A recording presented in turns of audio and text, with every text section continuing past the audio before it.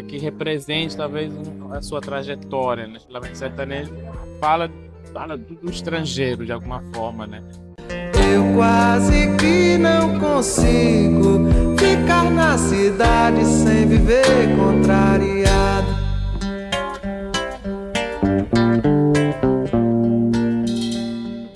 Então, meu nome é Andi, eu sou de Cabo Verde, eu moro no Brasil há 19 anos. A minha vinda para cá se deu principalmente por motivos de estudo, né? Posso dizer que antes de vir para o Brasil, eu e quase todos os cabo-verdianos, a gente já tem uma noção, né? Uma concepção do que é o Brasil a partir das novelas, né? E eu entendo que não é a melhor forma de conhecer o Brasil, mas é o que nos foi apresentado, né?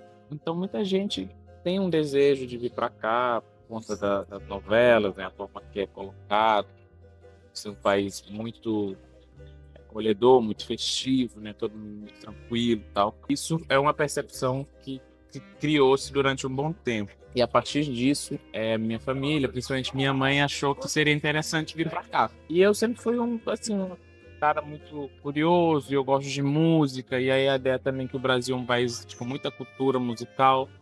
Isso também foi um ponto de interesse. Os brasileiros são criativos, eu vim para fazer publicidade, né? Eu poderia estudar bem e mesclar a música, com o audiovisual, também que era coisa que eu sempre gostei. Eu lembro que eu completei meus 18 anos, em 2006, tinha terminado já o ensino médio, então eu estava ansiosamente aguardando o resultado, né? Que eu tinha concorrido com uma vaga e tal.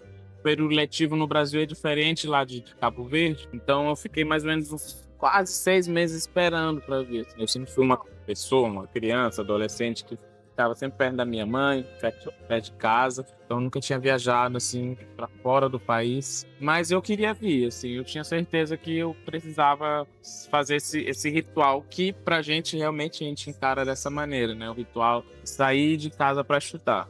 Todos os cabo-verdianos entendem que isso é importante e todas as famílias ficam orgulhosas quando o filho sai para estudar e volta, né? Então essa coisa do retorno também é importante. Acho que é a conclusão do ritual, né? Eu não fiz isso, né? Até agora. E aí eu chego no Brasil, num país muito diferente, não sei, assim, eu saí de um país que tem 500 mil habitantes, morava em Praia, na cidade da Praia, a capital de Cabo Verde, que também é uma capital muito pequena, assim, deve ter 200 mil habitantes ou até menos. Então aqui é enorme, né? Em processo de entender o país, de entender a cidade de Fortaleza, né? Foi muito nos deslocamentos que eu fazia, assim. E algumas vezes eu me perdi, assim, andando, assim, aí acho que ali foi nos momentos que eu entendi que eu tava distante de casa, distante da minha realidade. Falei, como é que é possível estar num lugar, assim, tão grande que eu me desloco de um jeito que eu me senti perdido, assim, né? Os terminais de ônibus sempre foram, acho que ainda é um lugar que ainda me chama a atenção. Cabo Verde a gente não tem um terminal porque acho que não há necessidade pelo tamanho, né? As cidades de Cabo Verde são pequenas. Daí eu morava no bairro Papicu para ver até o UFC, levava 50 minutos. Acho que foi ali o primeiro impacto, assim. Eu tô longe de casa. Cabo Verde tem uma influência muito forte do Brasil a partir das novelas. A primeira novela que passou em Cabo Verde foi Rock Santeiro, de 91. Mas eu sei que a novela que mais impactou, assim, foi Chica da Silva, com a Thaís Araújo, e o Rei do Gado, né, com Antônio Fagundes. Pessoas que no final de semana alugavam as cassetes, né, para ficar assistindo novela, tipo, toda a família ali, assim. Daí, a partir das novelas, as músicas, né? Você em Cabo Verde, você vai ver muita música brasileira. As pessoas escutam muita música brasileira. Então, eu sou músico, né? E também DJ, mas antes de ser DJ, eu sou um músico. E aí, essa coisa com o Brasil, essa conexão, ela acontece porque o Brasil, ele propõe muitas coisas pra gente que gosta de música, né? De arte. Em Cabo Verde, eu tocava rock, né? Eu sempre gostei de rock. Aí aqui tem bandas de metal que eu gosto muito. Então, aí já rolou essa química, né? É massa. Quando eu chego em Cabo Verde, nas férias, e o pessoal diz, ó, Andy estuda no Brasil, aí todo mundo já, tipo assim, eles já presumem que eu devo tocar muito bem, porque eu estou estudando ou morando no Brasil, porque os músicos brasileiros são muito bons, né? Então a proposta inicial sempre foi essa, né? Discotecar, tocar músicas africana. Só que eu escuto muita coisa, né? E aí eu comecei, né? Falei, não, a proposta é essa. Tanto que quando eu vou discotecar em eventos do estado, né? Prefeitura, assim, é com essa proposta chamada Ecos da Diáspora, né? Aí o espírito pesquisador ele surge, porque eu sempre me senti assim, na obrigação de conhecer bem o que eu estava tocando e também para conversar com as pessoas, porque as pessoas querem saber, esse ritmo em Cabo Verde toca o quê? Na África do Sul toca o quê? Em Angola toca o quê? Então eu estava ali sempre ouvindo, assim, que apesar de muitos anos aqui, às vezes ainda me sinto uma pessoa de outro lugar, né? Que tem a ver com a ideia do quem é o imigrante, né? Eu acho que eu sempre vou me sentir uma pessoa de outro país, né? Isso aí eu já entendi. Eu gosto muito do centro da cidade. Tem gente que não gosta, centro, não tenho paciência. Mas um motivo que eu fui entender porque que eu gostava tanto de andar no centro é porque acho que há um quê de autêntico, assim. Ali você vê as pessoas de verdade, você vê artistas de rua, né? Você vê as pessoas ali comprando e circulando. Pronto, o centro foi um lugar que sempre me impactou, assim, né? Que eu saía aqui da aula, eu ia pro centro. E eu vi muita gente, eu falei, gente, hoje é meio da semana, como é que tem tanta gente, assim, comprando? Ou, o que eles estão fazendo, né? Eu sempre tive essa curiosidade, né, de falar. O que vocês estão fazendo aqui agora? Né? Eu acho que o centro é um lugar que é uma identificação, mas eu devo levantar um ponto, né, de que talvez a cidade não é preparada para receber pessoas de fora. A primeira vez que saiu uma matéria no jornal O Povo, foi comigo, mas era falando de estudante africano de sofrer racismo. Né? Parece que era uma coisa nova, assim, 2009.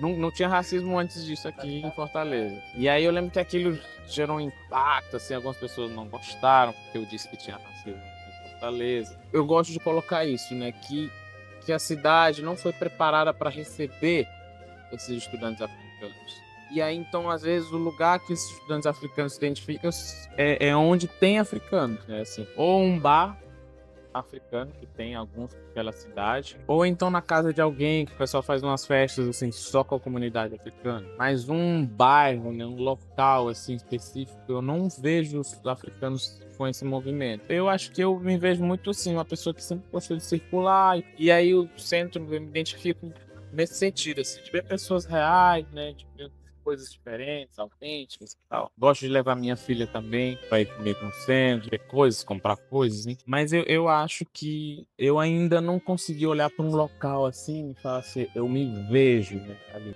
Tem pessoas ainda que não sabem que tem uma Unilab que recebe estudantes africanos. Ou quando tem africanos andando na rua, as pessoas olham assim, ainda perguntam pra gente de onde é que a gente é.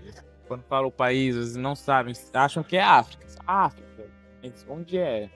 A África como um lugar só, como a gente estava conversando meio que lá no começo, né? Infelizmente é um problema, né? E a gente não consegue ainda resolver. As pessoas me perguntam de onde eu sou e quando eu digo Cabo Verde não sabem. Eu passei por uma situação de constrangimento, a pessoa dizer que eu estava mentindo porque o meu português não era português de africano. Olha, eu acho que eu não vou voltar tão cedo. Tenho uma filha, né? E eu gostaria, né, de estar sempre perto dela, né? Consigo me ver longe da minha filha. Ao país Mali, que eu e a mãe dela gostamos, né? Achamos que o nome é bonito e o país é rico culturalmente. Mali é um país que... E aí eu tento colocar isso pra ela, né? Ela ainda tem 5 anos e tal, mas eu sempre falo, história da África. Ela tem um mapa da África no quarto dela. Ela já identifica o país e tal. Eu tento falar crioulo com ela, né? Língua nativa. E vamos ver, né? É claro, ó, hoje ela tem referências, né? Que talvez para mim eu não tive, né? Claro, eu tava num país africano, mas assim, eu digo no sentido de que você incentivar a pessoa a ter essa curiosidade, né? Pela África, né? Pela história da África. E ela tem uma mãe que é professora, pesquisadora, né? Uma mulher negra, né? Feminista, sabe? Então ela vai crescer com ótimas referências, né? Eu acho que ela será uma pessoa muito boa. E a gente sempre tem todo esse cuidado, né? De trazer essas referências muito positivas sobre a história, das pessoas negras, né? Sobre respeito à diversidade, sabe? Então, E as crianças conseguem aprender isso bem. As crianças não complicam. Você fala, tem que respeitar as pessoas. Elas entendem dessa forma. E eu acho que eu ainda posso acumular mais coisas aqui, né? No nível do aprendizado mesmo, sabe? Brasil, com todas as suas questões que a gente mencionou sobre ensino, né? Sobre a educação, mas eu vejo pessoas muito esforçadas, muito dedicadas a mudar essa realidade. E eu falo de várias frentes, né? No meu caso, né? Pessoas que estão estudando sobre história da África, sobre relações étnico-raciais, mas em outras frentes, né? Pessoas que estão discutindo homofobia, que estão discutindo gênero. Então, eu vejo estudos muito bons. Eu falo, eu poderia aprender mais. Porque uma coisa que acontece quando você sai do teu lugar de origem, às vezes você volta e aquele lugar parece que parou no tempo. É uma sensação do imigrante, né? Mas na verdade é porque aquele lugar tem um ritmo e você entrou em outro ritmo e as coisas acabam mudando. Eu sinto isso quando eu tô às vezes de férias lá. Eu falei assim, pô, tem umas coisas que parece que não mudaram, algumas coisas que não me agradam. Eu pesquiso gênero também, né? Masculinidade. E aí você volta e se debate às vezes com umas piadinhas machistas, você fala, porra, não cabe mais. Porque você mudou e você deseja que aqui o lugar também mude com você, né? Mas não é assim.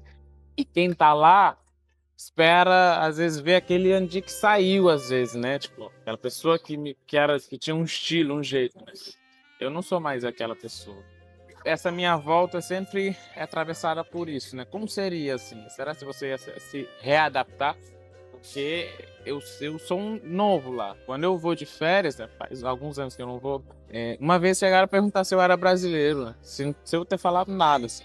Falei a minha língua, né? Mas eu achei curioso a pessoa ter me perguntado isso. Mas talvez o meu jeito de vestir já estava destoando, né? Da percepção das pessoas de lá. Então eu não sei ainda como seria a minha volta, quando seria. Mas, você pergunta, você tem vontade de voltar? Eu tenho. Muita vontade. Quem mostrava esse caminho longe, quem mostrava esse caminho longe, esse caminho para São Tomé. Quem mostrava esse caminho longe, quem mostrava esse caminho